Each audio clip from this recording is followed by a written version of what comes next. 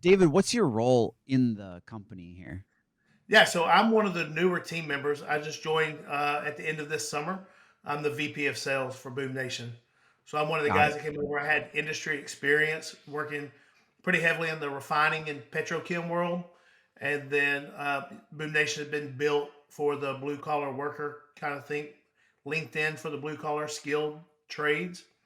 And so it gave me an opportunity to kind of take what I've done in my personal life for fun and enjoyment with all the other platforms and things that we engage with and, kind of community building and come join the team at Boom Nation with bringing some experience of working inside those companies that employ those skilled workers. Yeah. So, I mean, I'm sure there's going to be a lot of people listening to this that even have no idea what Boom Nation was. I Yep. mean, candidly, I didn't even really know about you guys until we came across your Instagram page. I had no idea that this was already established and that it was as big as it was. So, can you kind of like fill us in exactly what Boom Nation is? Perfectly. If you want me to right now, I can jump in. Yeah, absolutely. Yeah. So look, what we are is we are the largest community of blue collar skilled workers in the country. The company itself is only about 4 years old now, and so had a couple of guys that were the co-founders, still involved with the business, actively on a daily basis, and they had this idea for trying to improve communication around the job site, try to help people find jobs, and just kind of all the things that goes into the typical type of environment that you might see on LinkedIn when it comes to the professional world. And so we all come from these blue collar communities. I live in Beaumont, Texas myself, which is East Texas, close to Louisiana.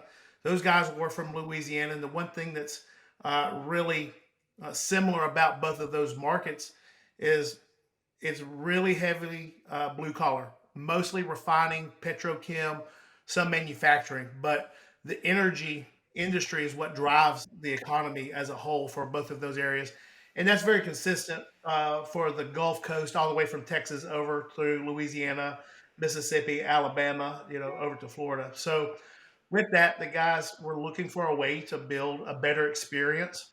And so they started with building this community and had the right idea by creating a software application and then becoming present on social media with a lot of different platforms and then try to bring in people that had experience but also had some relatability, able to connect with others in the industry, and to try to focus on connecting people across all trades. So no matter who the individual is coming in, they may be, uh, you know, very experienced with one particular discipline of construction, but they may have family members and friends that do something else that is in the industry, but not really related to even the company or the site with which they would work. And so there was this opportunity to build something that went across all trades. It was just really focused on skilled workers. If you're a badass, you work real hard, you were the one that gets up, gets shit done, and you don't have a lot of time to spend in front of your computer, we're probably going to be, your group to join in because we try to do things that make it fun and engaging for people to come in and just interact with one another. But with that, we're able to drive other opportunities. A big part of what we do is recruiting services. Companies taking a couple of different steps along the way with what recruiting looks like. Kind of started with a job board, which a lot of other people have. We've all experienced that from ZipRecruiter, Indeed, Oh LinkedIn yeah. job boards, things like that. But that's not really the best fit for a skilled worker.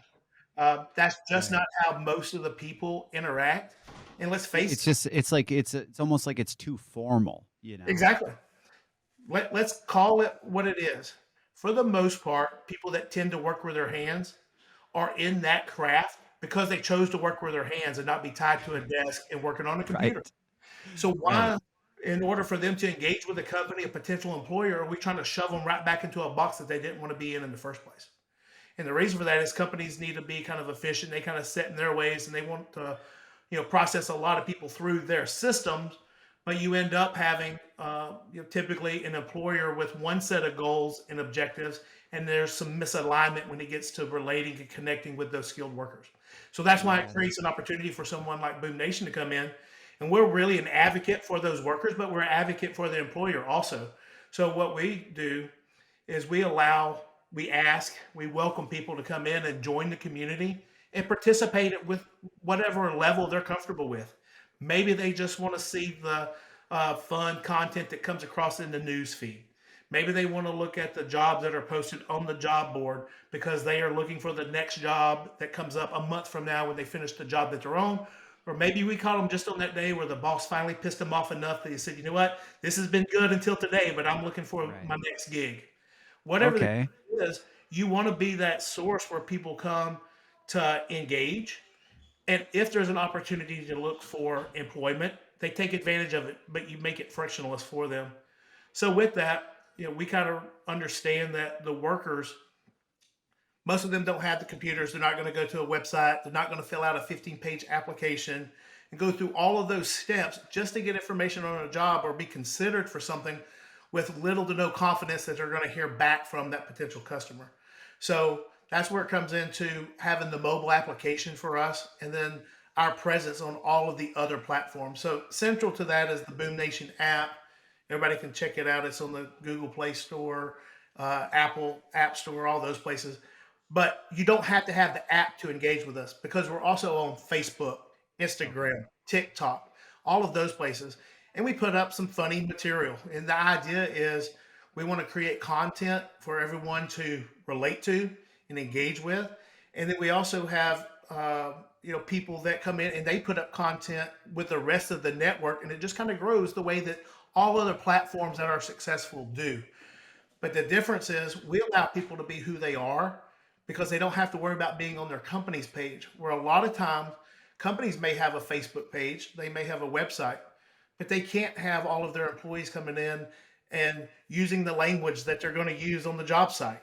You know, Right. critiquing the work of another work member, something like that. The types of conversations these guys have every day. So we give that middle ground for those people to come together. With that, we're very fortunate that we don't have political issues come up. It's just that's not done through enforcement. That's not what people are there for. It's typically Right. photos and videos of jobs that the guys are happy with, things that they're proud of, or one of those guys giving someone, ribbing for, oh, you think you're a welder? Well, that looks like shit. I can't believe that you would brag about it. Things like that. The Yeah, type of right. stuff that real people experience every single day. And that's Yeah. part of knowing So, your audience. would you consider yourself to be like a sort of mix of a social networking platform, but also like a job platform like Indeed, ZipRecruiter? Are you is the whole idea to like merge the idea of a lot of these different services into one thing that people can just be on all the time? Yep. So I tell you the way that we call it at the base level, we are a community built network. And so the social network, the community, all of the members, that's what makes Boom Nation different. Now we utilize a job board as part of what we do, and people can look for jobs. Companies can post jobs on our job board, and people can respond that way. But what also makes us different because of the community is we do social recruiting. So we run ads across all those other platforms that allows people to see information. So, for example, we currently have about 750,000 followers across all of our platforms. That includes our app and our pages on those other platforms. From that 700,000 followers, we average reaching 45 million accounts every month. And that really speaks more to the effect of networking than it does anything else, right? And so Yeah. many times we'll have questions that come up from potential employers about how many people do you have of this craft in this location? They want to know their home market and all those things. And we constantly have the conversation around you're thinking about us as just a job board. And no matter what number I report to you out of that 700,000 followers, it's not going to be enough to accurately portray the effect of how we reach that 40 something million. But Right. people, want to you, think about that information and pull that into something that they can process because their experience has always been with job board, the ZipRecruiter, and Indeed. But at the end of the day, if you ask both of those parties, the employer and the employee, what do they think of job boards? Most of them hate them. And employers hate job boards because of the results. They get a lot of applicants with Yeah. very few qualified people, right? Oh, yeah, absolutely. I'm familiar with them myself. Everybody's been through that exercise, right? And if you're hiring people, you've seen it from the other side. They typically, if you go through a job board, receive about one qualified applicant for every 50 people that apply. That's pretty much kind of industry standard based on feedback we get from everyone. What we're able to do with targeted audience through social recruiting is we tend to return about one qualified applicant for every 13. So you just don't have as many people that don't fit the desired criteria choosing to apply because they're just Mhm. not in the audience that is receiving the message as much. Now, there's still there's people that want to take opportunities, and we encourage that, but that's just one of the metrics that we show that is different. The thing that ends up making that different is what people need to understand whenever they're working with skilled tradespeople. The number one factor that comes into them accepting a job or not is timing. They are typically somebody that wants to accept a position from the people that are the first that offer employment to them. You're going to have other factors that come in, such as pay and benefits and things of that sort. But a lot of these guys don't have 4, 8 weeks of expenses saved up to be able to bridge that gap between jobs. So they're looking to go on their next job and keep money coming in, as opposed to waiting for just the perfect opportunity to come along the way. So companies still have the opportunity to market their job postings with the most attractive package possible to attract the best quality of candidate that could come in. But if they could get through the list of applicants faster because there's less noise around unqualified applicants and take action on the people that are ready to go to work then and meet their Mhm. criteria, they're going to be happier with the results of reaching those people sooner, and they're going to be more successful in hitting their hiring targets because they're speaking to the right audience, they have less noise, and they have people that are ready to go that day. So it ends up being a better experience for both parties. No, that makes total sense. So, I mean, Boom Nation's whole spiel is that you guys allow blue collar guys or gals to foster a network. So, I know a lot of people that are probably listening to this are like, why do I need that? Like, why does a network matter to someone in a blue collar field? Yep. So I could give you a couple of examples of ways to think about why this would be important. So everyone thinks that recruiting is political. And what they mean by that is you need to know someone there, right? You need to be the son or the nephew or someone like that, that to get an opportunity with the really good companies, you've got to be in the know. If Yeah, oh, you are absolutely. if you are a newly certified HVAC technician and you are the son of a single mom and you have no uncles, you have no cousins that are in the business, where the hell are you going for your person inside the business? Who's your advocate? Right. A lot of companies like to take time and try to go to those organizations and spend time with people, but they're concerned about productivity and getting their jobs done and keeping their customers happy. They don't have time to nurture all those relationships. So if you're looking to make connection with those people and you have people that have the certification ready to go, asking for an opportunity, why shouldn't we be an advocate for them? That's where the value of a network comes in. But not only can we do that for the kid that's finishing up their HVAC certification, maybe you have a crane operator, maybe you have a welder, pipe fitter, you name it, all the different crafts that goes into people working with their hands. They may be working today on getting their certification for one thing. They may have a cousin that's working on a completely another path. They may have a family member that's on another path with another discipline and all of those things. But if they see an ad pop up from us or they're engaged in our community proactively and they see the opportunities come through and they know that their friend or family member is looking for a job, how easy is it for you to go to an ad on Facebook, hit share, and send it directly to them? Or if Yeah, you super see easy. it on the Boom Nation app and you've already been joking about the silly crap that we put up and things that we laugh about, and you know I'm up at 4 a.m. on my way to the job site because I chose to be funny in class type stuff, right? Yeah, Um, right. you're going to be seeing those ads come across, and hopefully your friends are doing the same. Guys, you won't believe how good this opportunity is. Let me share it with you. And then so we do that where they can do that on our app that we have, and we hope that more people choose to utilize that all the time. But that is free for every partner that wants to join in on the community. Every worker that wants to sign up, that's done at no cost to them. We're trying to do everything through the lens of the worker. And then we support that community through the functions that we do with companies that want to reach that community. So recruiting services, marketing services, things of that sort. But Yeah. we try to be that advocate for the worker themselves. You're also going to have guys that come in that have experience that they've only worked for one company. They might have been working for the competition. And as every company thinks that their people are an isolated group and they only recruit from that group, I feel more strongly that we all kind of use the same pool of people because people go to work for those that meet their needs at that time. So you Mhm. might be working for one company today and you might go to work for their number one competitor tomorrow. That's not necessarily a bad thing. Companies hate to hear it and they hope to build retention with employees that last a long time. And that's a great career path for a lot of people and the recipe for success in some organizations.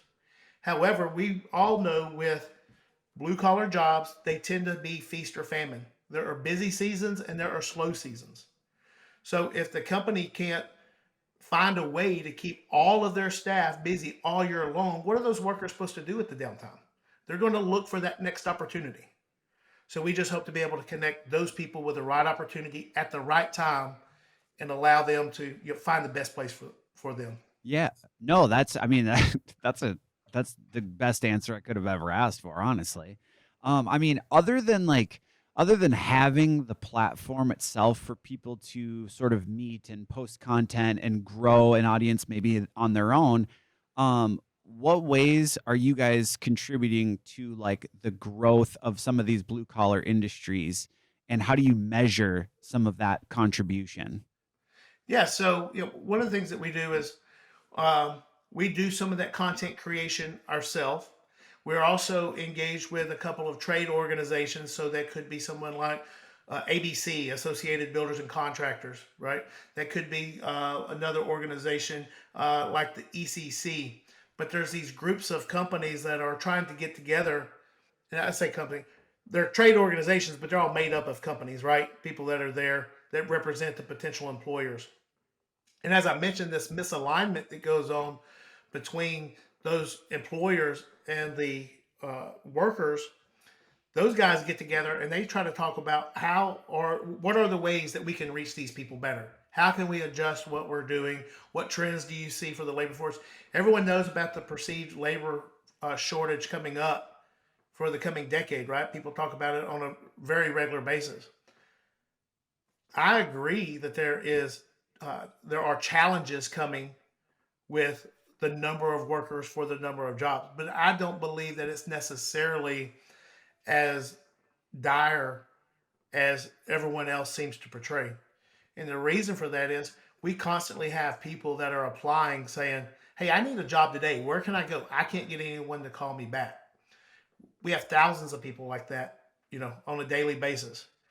And Mhm. so if those companies were really tuned in to where the workers are, being able to reach them, I think they may have a different outlook on that also. So what we do, Mhm. how do we make a difference to that community? Other things, we participate in those organizations only as an advisor. We're not the one that's hiring these individuals ourselves.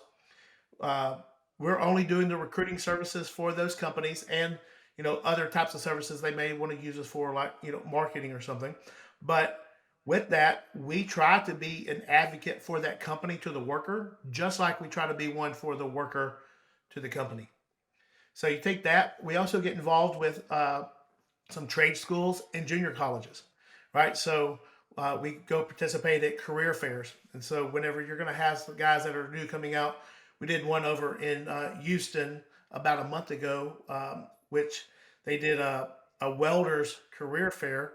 And there were a handful of companies that were able to participate that would be direct hires. And then we were there to represent all those other companies that are in our community that didn't send someone to the career fair because either they weren't aware of it, they didn't know, or they didn't have the personnel to assign to participate at that event. So with Mhm. that, we collect information from those people as they sign up on our platform. They then engage, and as the other companies that are associated with Boom Nation decide to hire and add onto their team, they now have a database of people to go to that have the skill sets and certifications of what they're looking for. Yeah, no, that makes perfect sense. How do you see the future of networking in the blue collar type of industries changing, and how do you think that Boom Nation is going to play a role in that? Yeah, I think that just like with so many other facets of life, the networking effect is going to be one of the most significant changes in the ways that people interact with one another for the next decade and going on, from there. So think about the way that people's buying habits have changed since Amazon came on. Think about the way that advertising dollars have changed since the creation of social networks. So Yeah, whether you're on huge. Facebook or Instagram, there are some companies that only spend marketing dollars on those platforms. They may have influencers that are part of their community that speak on their behalf, but they're typically people that are giving testimonials and offers and just sharing with about a brand with in a way that allows them to relate to the target audience. How much more effective is that than just running television ads, radio ads, newspaper, which the viewership audience of all of those platforms is diminishing? It's not that there are fewer people today than there were yesterday. They're just in Right. different places. Where are they at?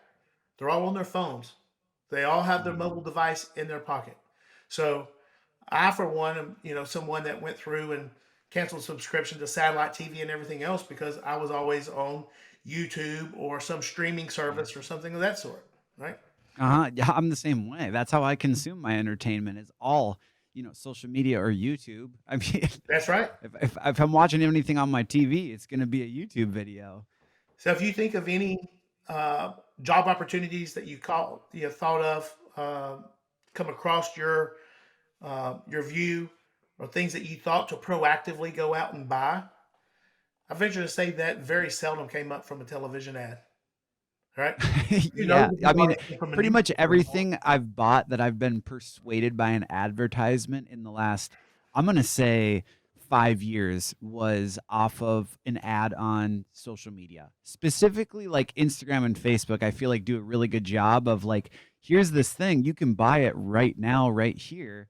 That's where any ads get me. I'm That's right. not I'm not seeing something come up on TV and I'm not hearing something come up on radio and then quick pull up my phone and then look up the website and then buy it. That's just it's almost like too many hurdles. It's That's right. weird. I don't actually feel that way, but my immediate thought in my brain is like, that's a lot of work. That's a cool product, but if I can't just click right on it, I'm probably not going to buy it.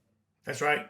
And so that's really what we do with our recruiting campaign ads. And so we'll have a flyer very similar to what you may have seen in the break room before. But hey, if you're interested in this job, tear off this number from the sheet and call them and apply.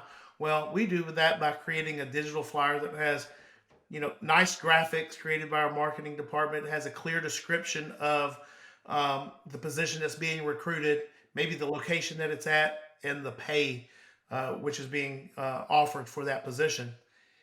And then the person that's interested can simply click on that flyer and it pulls up a form with a list of very brief questions for them to be able to answer yes or no type information, hit submit, and it's done. No more. Let's go take that back to my computer. Let's pull up the website. Let's go look for the specific company. We take all those steps out of the way to make it simple. Exactly what you're talking about with trying to buy something and make it readily available and Yeah. engaging. I mean, that's just how most people tend to do. Right. So how does that change for Boom Nation going forward? We're constantly working on improving our app, right? And so you can always look and kind of see the amount of bug fixes and re-releases that have happened with applications over time.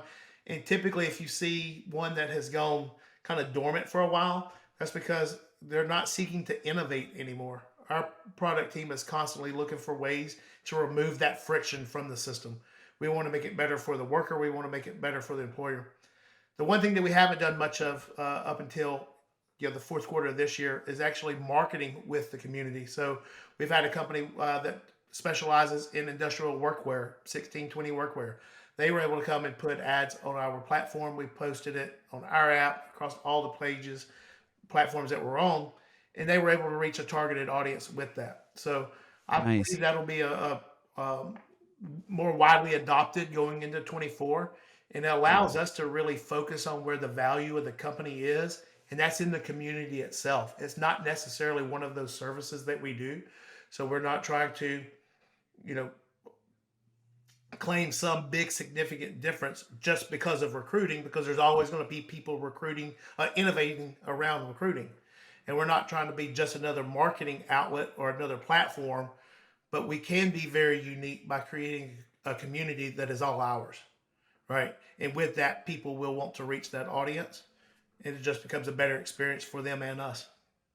Yeah, can you talk about any other partnerships or collaborations that you guys have formed in order to kind of expand the reach, or maybe any like are you guys working with any like popular creators on any other platforms? Well, I'll tell you, the first step that we've started with that has been our re-engagement with podcast here recently, right? So I really appreciate you letting me come to visit with you and Yeah, and share our obviously you story. only come on good ones, right? Yeah, it's great. Um, but we have two lines of podcasts that we do at Boom Nation. One kind of allow companies to share their story, some employees from their company, what it's like to work at their organization, and then we have one called Long Live the Trades, which is from the workers' perspective, and we actually have skilled workers kind of tell their story. They could be an equipment operator, and they talk about whenever they graduated school, how they got started in the trade, but it's a bit more relatable, right? With that, we've also been trying to meet with other shows such as yours that has an audience that allows us to spread word about the community that we have, and just grow that audience larger. There are a couple of companies that we are in discussion with right now and have commitment with for marketing for 24. We just can't release that just yet. Yeah. Those are scheduled to come out. But I will tell you that they are all related to things that our community needs. So, um, with that, we're not just trying to sell ad space to anyone that wants to come and advertise on the platform. We're trying to be true to doing it through the lens of the worker, so that if it's a workwear company that comes, it's something that the guys can actually use and will withstand the wear and tear that it's going to go through out in the field. Right? There's some other services beyond that, where there's the opportunity to maybe have a discount for a community as opposed to purchasing, just through general public methods. But those things are in development, soon to come out. Cool. Yeah, that's sweet. I'm excited to kind of poke around on the app and like I was thinking that maybe if it's the appropriate place, it maybe would be a good place for us to start posting the podcast and some of the clips from these blue collar happy hours that we do. Absolutely, I think the I guys would mean, love it. with that being said, how do you guys ensure that like the quality of some of this advice or content that's being shared is either like accurate or ethical also? Because that was something that I thought of immediately when you were talking about the networking of business to business. And I know specifically a lot of people in the smaller blue collar jobs around here that do some maybe unethical business practices. It's one of those things that's like, well, I just learned it from this guy. I didn't know that you weren't supposed to do it like that. Yeah. It's like, how do you guys mitigate like what some of this advice or business practices being shared are actually accurate? So I can tell you that there's only one answer, and it's the direct and honest answer. We haven't had to do it. It is all Okay. self-regulated. The guys, when they first released the platforms, when they first released the apps, they were so concerned about putting a lot of controls in place, and it became very. It was, we saw where it could be very restrictive, and so we had some things that were set up, ready to go. They've never had to be deployed, and so people tend to be more respectful than what you think they would be. Um, they avoid topics that we thought would be the real landmines of things going in. And the Yeah. reason for that is just like people kind of self regulate, other than the complete psychos, on LinkedIn versus Facebook, Right. because, right, you may go in and complain about what your wife cooked for dinner on Facebook or her shopping tendencies or any of those things, right? You don't see that shit going up on LinkedIn, right? No, you don't. And why is that? It's not that LinkedIn makes you take it down. People just tend to not It's put just it. it's a different location. Yeah. So with that, I would say that some of our stuff is more colorful and edgy than what you're going to find on some other platforms, but they're still relevant to the community. So if that comes, and look, this is one thing that we have to be concerned about all the time. A lot of the sites where our community members work, the companies work, they can be industrial sites where there are security concerns around um, people posting photos and videos. You don't want Oh. proprietary information getting out. There's usually rules around cell phones and all that. Guess what? Those rules apply just the same with whatever platform you're using. So I've Right. had people that I've had to let go because they thought it would be really cool to take a picture of the sunrise at the top of the structure. It was a badass shot. Everything looked great, but guess what? You broke the rules. I had to let them go. So disciplinary action. But this is the reality of what happens. If they post that to another social platform, I have to ask them to take it down. They really do not have to because it's on their personal page. I could reach that platform's customer support side and ask them to help regulate it, and I could try to report things, but I'm basically at the mercy of that organization. Because of the role that we play in the community with both the employers and the partners, we have a vested interest in making sure that things that would go up like that, if they need to come down, that we can remove those type of items because it is a violation of community members, right? Now, Yeah. if someone just calls up and says, I can't believe you're going to let this guy brag about what he's doing because he has no idea. Well, let's let the community take care of that, right? It's kind of survival of the fittest on something. But when there's things that are a Right. violation of company policies where we all work, there's definitely a need to have a partner where that is posted as opposed to the other places where it could exist. No, that makes total sense. I mean, can you think back to any success stories where people that use Boom Nation on the user end of it, like how you guys have played a role in making like a life-changing connection for someone with a new either career switch or job or whatever? Yep, man. Let me tell you one that's really cool. So we, have jobs that are posted from all across the country. We have employers that are always looking for people that are local to their market because they want to do what's right for their communities as well. They live and work there. They want to represent, their local community as best as possible. They always have trouble reaching people in those communities sometimes because all the reasons that we talked about earlier for just the reasons for disconnect. But we had one where we had a company that was looking for a very specific skill set. They needed someone with 5 years experience and they needed a certification. They've been looking to fill that position for 3 weeks and they were looking to not be able to meet their production goal for the next few weeks if they didn't have this other person coming in. We were able to go to our database, find someone that was in their network, was less than 30 minutes from their door to the job site, had the certification they needed, and they were at work less than 12 hours later. That's That's about as actually pretty fast as crazy. anything's going to happen, right? I would love to say that we're able to turn that around on a regular basis, but that is the best case scenario with having people in the right location with the right skill set, and it meets the expectation for the company, and they were looking for an opportunity. Um, we have others where um, everybody needs drivers these days, right? A CDL driver is in huge demand. Um, the companies that are trying to reach them struggle with that all the time, and so you will see them go through and try to utilize certain benefits and offers to attract potential employees. One of the big things is signing bonuses, right? Mhm. So I know this industry just a little bit because my father just retired this year from a trucking company. He was a driver. Had been with that company for 41 years. Okay. Um, this trucking company that asked us to recruit for them had been offering a sign-on bonus of $8,000. They had zero applicants. That's insane. Why is that? Well, I know the difference that $8,000 would have made to my dad's income, right? Right. We're talking about a big change. Life is good with 8 grand coming in just for extra bonus, right? But why weren't people responding to that with that being such a significant part of what they could earn for the year? They just weren't reaching the audience. So what we did with that is we went back, we worked through customizing a campaign for them, trying to get language that would be easy to understand, attract attention, and have a call to action for people.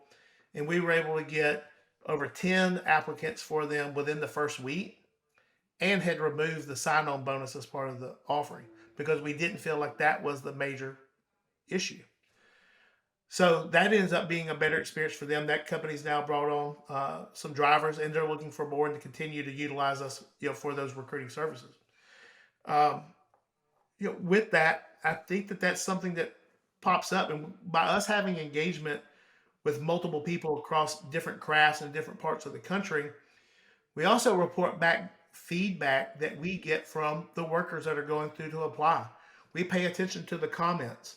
So many times, if you put up an ad that say, "I'm hiring for X position," you're going to get some negative comments that come with that. You're probably going to have some trolls that come through and say, "That job doesn't pay enough. I'm not going to do this." Guess what? That guy was never going to apply in the first place. So fine, go on. We're wanting to find the people that do want to take action on that.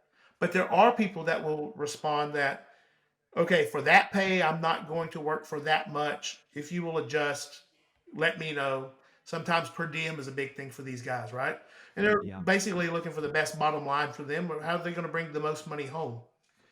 We pay attention to that information and we report it back to our partners. Because one, we want that campaign to be a success, but ultimately we want that customer to be a success at hitting their hiring targets. And if they are offering a wage that is just lower than what it's going to require to attract new employees, they need to know that information. Now, if they choose to adjust and we can bump that up in the offer, then we can hopefully get better results for them. But if they choose not to adjust, that's fine. We probably continue to have that same challenge, but whatever service we're doing for them is probably not going to have the impact because, again, the message that's being sent is not having the effect with the potential applicants, that they would want. Um, because of that, that's why we need to stay engaged with these workers and we need to welcome that feedback. So a lot of times people want to go directly to pay and they think that's the most important thing. While I'll tell you that that's a very important factor, I don't think pay is the issue until pay is the issue. Sometimes Right. it's timing, sometimes it's job location, sometimes it's the environment that they're going to work in, right? Um, if they live on one side of town and they're going to have to travel to the other side of town, benefits that could come in, such as company trucks, medical benefits, are right for some, but not for all. Um, PTO, I'll tell you that that's one of the big changes. That if you look at the generational difference of workers today, um, PTO is more important to the new generation coming in than it was to the generation before them. If you look at the generation before, it was all about pay. Across blue collar and professional positions, everyone is more about the experience of life. So, the same way that we're trying to build a better experience in the recruiting world, these workers are looking for a better experience in their career. They want to be able to earn enough to achieve the standard of living that they hope to achieve, but they also want to have enough time to go and enjoy it, whether it be with family, vacation, or going with the boys to Vegas for the weekend. Whatever it is, there's a lot more value placed on those guys that are probably 35 and under. That's very different than those that might be 40 and up. And if you start looking at over the next 10 years and you're trying to develop compensation packages to attract the best tradesmen, where do you need to be spending your time and attention? Right. Yeah, I don't know, I don't know. Are you a South Park guy at all? You ever watch South Park? Man, I like it. I used to watch it a lot whenever I was younger, but I don't know if I've seen all the recent. I'm a fan. Okay, so recently they did an episode that was like all of the blue collar workers are all like the millionaires and billionaires, and then all like the coders and web developers and all these are the guys like at Menards with their job resumes, like, please let me code you a website for food or whatever, you know? And so it was kind of funny because it really makes you think that, like, especially where we're at in like small town Minnesota, it seems like a lot of these smaller companies, particularly within the last like 2, 3 years, have really gotten a competitive advantage because there's just not many like skilled like workers that can work with their hands and actually fix the thing themselves, you know? Do you see this as like a big change going forward? Do you think we're kind of headed in that direction? I think yes to the most part of it, but I think that the market will adjust. I think the market always adjusts, right?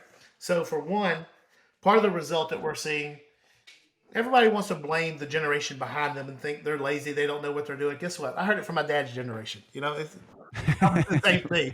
You're part of trying to hold the flashlight for your dad when he was fixing shit when you were young. You were the worst flashlight holder in the world. It's the same thing that you're saying about people not willing to work today. I will tell you that part of the change that's been in place is the effect and impact that's happened at school. A lot of schools have cut out shop programs and they've instituted more computer programs, technology courses. So you're going to have kids that are gaining those skills. I'm someone that I benefited from the vocational programs whenever I was in high school. Um, I Hmm. did very well academically. I graduated near the top of my class, but I was still involved with vocational programs because that was something that interested me. It was just part of what fit my personality. With that, I was able to develop job skills that I took to college with me, helped work my way through school, and then ended up employing those skills that I picked up along the way as I started my real career. I think that people will be doing that with the same thing when it comes to the skilled work going forward. For one, you may have those young men and women that are coming out of school that haven't been exposed to it, maybe in sophomore, junior, senior year. But now they're faced with this next decision whenever you are, let's say 19 or 20, and whenever you go to the local Chili's or Applebee's that there's a high percentage that one of the people that are going to be waiting on you that night has a general studies degree. And then you make the decision because you talk to everyone, those guys are your age. Do I want to go into a couple $100,000 in debt to be waiting tables? Or do I want to go Right. get some certification and skills and experience, finish that school with zero debt or maybe a fraction of the debt, and to come out with the years of experience to be even more valuable on the backside? I think the young people are smarter than what anyone wants to give them credit for. I think they're going to see the opportunity, and that's going to be their guide. And then what happens from those people that end up taking those opportunities to develop those skills? I venture to say that the vast majority of all employers across the country are typically small businesses that were craft people themselves that worked under someone else, got training, got experience, were smart enough along the way to decide that they wanted to work for themselves and build a network of, staff under them and started their own company. That's a great path of the American dream for so many people, right? What are Yeah. you going to do with that with some of the other degrees that are available in college? Yeah, a lot of them you can't. I mean, nothing. That's right. And that doesn't mean that college is not the right path for so many. But the one thing that we know is that's not the only path for everyone, right? So there's value in both sides of that. I Mhm. have two boys myself that have very different personalities. I think one is probably on the college track, and I think the other is probably going to HVAC school as soon as he graduates. But you know, I want them to be happy. I want them to have the satisfaction of accomplishment. I want them to find a career that fits them. And if I want that for my kids, why wouldn't I want that for everyone else? You know? And so, you look at where the earning potential is. The market always sets the rate based on supply and demand. You are in Minnesota, I'm in Texas. There's one thing that's very important to both of us, and that's going to be heating and air conditioning, right? Yes. So if your system was to go out and it looks like it's going to be out for the next 3 days, what's more important to you? The person that can come and write a business plan for you, or that technician that can come over and get your system back up and working? I'm gonna say the business plan. Absolutely. Yeah. Not for me. Not for me. I'll take care of my business Yeah. plan whenever the HVAC is back up and going. I need air conditioning. You Right, know? right. No, yeah, you're 100% Well, right. think about No, this. I You know, think you had your episode where your buddy Mitch, that's a lineman, was on, and he was talking about going after storms, right? And the great yeah. pay that those guys can make by getting out and working in the stuff that no one else wants to be in, right? So Uh-huh. where I'm at on the Gulf Coast, we have hurricanes. It seems like every few years. We've had a bad rash of them, over the last decade. I can tell you firsthand, whenever the hurricanes come through and the power goes down, there is no one that is celebrated more than that utility lineman that's coming through to get your system back up and working. Right. No one's Yeah. going, hey, where's the attorneys at? Where's everyone else? You want your power back up, and then you're looking for your insurance adjuster. Yeah, 100%. Well, David, man, thank you so much for coming on. I really appreciate it. Obviously, everyone can find you on all the platforms at Boom Nation. Otherwise, obviously, everyone just needs to go download the Boom Nation app and just start using it. Honestly, even if you're not looking for a job, it sounds like you can still post up there. Find other guys that are posting funny blue collar related stuff. David, is there anything that you want to plug here before we hop out of this thing? I would just say thank you so much for allowing me to come on and visit with you. Great to connect with you. Been a fan of your podcast. You guys are putting out really, really funny stuff. I enjoy the humor of everything, and that's one of the reasons why I like so much of what we do over here. So I think there's a lot of carryover between both of our communities that we hope to engage with. Um, Appreciate you plugging the platforms that we're on. The one you can find us Boom Nation anywhere that you look. But then the other pages to look at would be Long Live the Trades. So be looking for those podcast episodes to come out. Look for the profile on Instagram, and you see a lot of the material there too. So we just, one, we want to respect and appreciate the work that the blue collar guys and gals put in, and then we hope to grow the community to be something of value to them. So thank you for the opportunity to share our message too. Hell yeah, absolutely. Boom.